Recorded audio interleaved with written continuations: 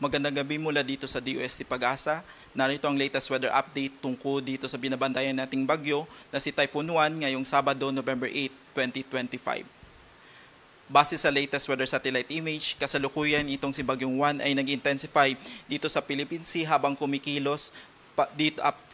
dito sa may eastern section ng Luzon na nagdadala ng kaulapan at mga pag-ulan dito sa may eastern section ng Visayas, dito sa ilang bahagi ng Luzon at dito sa ilang bahagi po ng Mindanao, habang northeast monsoon naman po ang kasalukuyang nakakapekto dito sa may extreme northern Luzon. So as of 3 p.m. kanina, ang sentro nitong si Typhoon 1 ay namataan sa layong 605 kilometers east of Catarman, Northern Samar na may maximum sustained winds na 150 kilometers per hour malapit sa sentro at gustiness na umaabot ng 185 kilometers per hour. Kasalukuyan po itong kumikilos west-northwest sa bilis na 30 kilometers per hour. Base po sa track and intensity forecast nitong bagyo, so kasalukuyan pong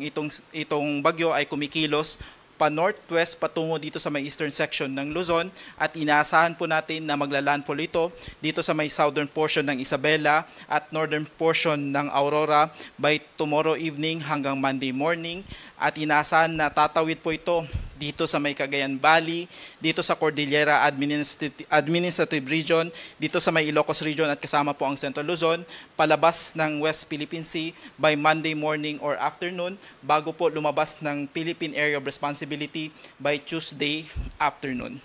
Nakikitaan po ito ng slight chance na magkakaroon ng slightly shift pababa ng itong track kaya maaari pong magkaroon ng direct hit or maglandfall ito dito sa may Catanduanes.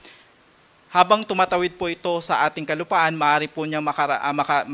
makaranas ng slight weakening dahil po sa interaction nitong bagyo sa kalupaan ng Luzon bago po lumabas ng West Philippine Sea at nakikita po natin na possible tonight or bukas ng umaga ay maaari po itong mag-intensify from typhoon to super typhoon at habang kumikilos po ito dito sa ating kalupaan ay maaari mapapanatili niya po yung typhoon category hanggang makalabas po ito ng ating Philippine Area of Responsibility. Kasalukuyan, ang pinakamalapit na approach nitong Bagyong 1 ay dito sa may area po ng Catanduanes by tomorrow morning or afternoon and maaari po ito maglandfall dito sa Aurora, Isabela by tomorrow evening or Monday morning.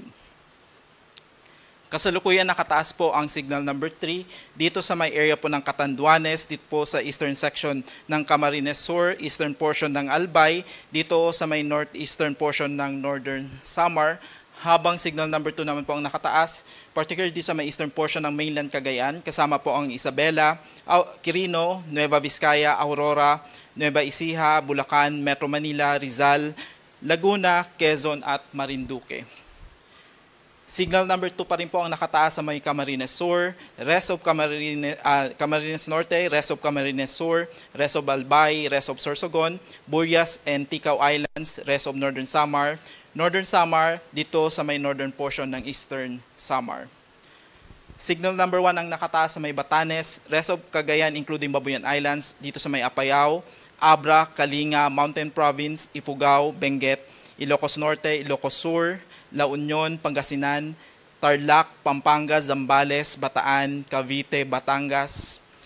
Dito din po nakataas ang signal number 1 sa rest of Masbate, Romblon, Oriental Mindoro, Occidental Mindoro kasama po ang Lubang Islands, Calamian Islands, Cuyo Islands, rest of Samar Province, rest of Eastern Samar, Biliran, Leyte, Southern Leyte, Bohol, northern and central portion ng Cebu kasama po ang Bantayan Islands at Camotes Islands,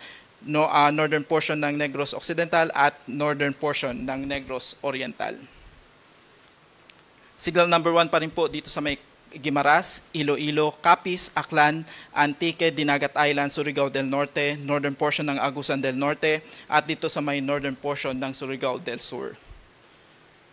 Kasalukuyan, ang pinakamataas na maaari pong wind signal na maaari pong itaas sa buong bansa ay signal number 5 once naging super typhoon itong binabantayan nating bagyo. At dahil po sa epekto ni Juan ay maaari po itong magdala ng gusty condition na maaari pong umabot sa storm to gale force wind strength, lalo na po sa mga areas na hindi po kasama sa wind signal. Ngayong araw at bukas, November 9, dito sa Palawan, Visayas at Mindanao, At pagdating po ng Lunes, most of Luzon at Visayas ay maaari po makaranas ng gusty condition. Dahil po sa mapag-ulan na dala nitong si Bagyong Juan, ay maaari po makaranas ng more than 200 mm na pag-ulan itong Camarines Norte, Camarines Sur, Catanduanes, Albay, Sorsogon at Northern Samar, habang inaasahan ang 100 to 200 mm na pag-ulan dito sa may Aurora, Quezon, Laguna, Marinduque, Masbate, Biliran, Samar at Eastern Samar. Habang 50 to 100 mm na pag-ulan ang inaasahan dito sa may Cagayan, Isabela, Quirino, Apayao, Kalinga, Mountain Province, Ifugao, Nueva Vizcaya, Nueva Ecija, Bataan, Pampanga, Bulacan, Rizal, kasama po ang Metro Manila, Cavite, Batangas, Oriental Mindoro, Occidental Mindoro, Romblon at kasama po ang probinsya ng Leyte. Tomorrow afternoon at Monday afternoon ay maaari pong makaranas ng more than 200 mm ang malaking bahagi ng Luzon, particularly itong Isabela, Nueva Vizcaya, Quirino, Aurora, Nueva Ecija, Quezon, Tarlac, Zambales, Pangasinan, Benguet, La Union, Mountain Province, Ilocos Sur, Kalinga, Abra at Apayao dahil po sa paglandfall nitong si Bagyong Juan, kaya po mararanasan yung malawakang pag-ulan at malalakas na hangin, lalo na po sa malaking bahagi ng Luzon, habang 100 to 200 mm naman po ang inaasahan dito sa Ilocos Norte, Cagayan, Bataan, Pampanga, Bulacan, Rizal, Metro Manila, Laguna, Cavite, Batangas at dito sa may Occidental Mindoro, kasama po ang Camarines Norte, habang 50 to 100 mm naman po ang maaari pong maranasan dito sa Oriental Mindoro, Marinduque at dito sa Camarines Sur. Dahil sa paglabas nitong si Bagyong Juan by Monday afternoon to Tuesday afternoon, maaari pong makaranas ng 50 to 100 mm na pag-ulan ang Zambales, Pangasinan, Ilocos Norte at Ilocos Sur, habang inaasahan na 100 to 200 mm na pag-ulan within 24 hours ang maaari pong maranasan dito sa may La Union at dito sa probinsya ng Benguet. Kasalukuyan, meron po tayong nakataas na storm surge warning na maaari pong maranasan within the next 48 hours, lalo na po dun sa mga exposed coastal communities na maaari pong makaranas ng wave height na maaari pong lumagpas ng 3 metro, particularly itong Cagayan, Isabela, itong Aurora, itong Quezon Province, kasama po ang Polillo Island, Camarines Norte, Catanduanes, itong Albay, Sorsogon at ito pong Pangasinan. Habang 2.1 to 3 meters naman po ang maaari pong maranasan na storm surge, particularly dito sa may Cagayan, dito sa may La Union, dito sa may western section ng Pangasinan, itong Quezon Province, Camarines Sur at dito sa may Northern Samar, habang 1 to 2 meters naman na storm surge ay maaari pong maranasan dito sa may Batanes, Cagayan, Ilocos Norte, dito sa may Ilocos Sur, dito sa nalalabing bahagi po ng coastal area po ng Pangasinan, dito sa may Zambales, Bataan, dito sa may Pampanga, dito sa may Bulacan, kasama po ang Metro Manila, Cavite, Batangas, ito pong eastern section ng Eastern Samar, Dinagat Islands at Surigao del Norte. Nakataas din po ang gale warning sa malaking bahagi po ng eastern section ng ating bansa, particularly dito sa may Batanes, Cagayan kasama pong Babuyan Islands, dito sa may Isabela, dito sa may Quirino,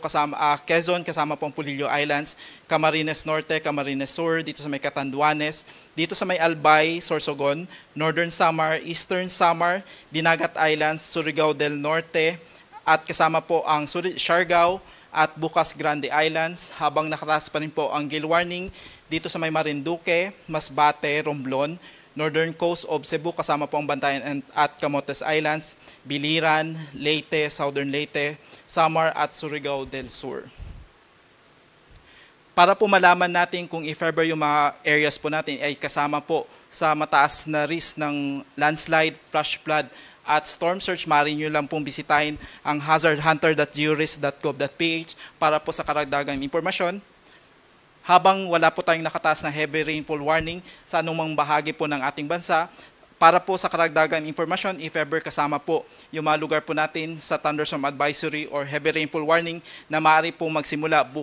bukas, maaari nyo lang pong bisitahin ang panahon.gov.ph.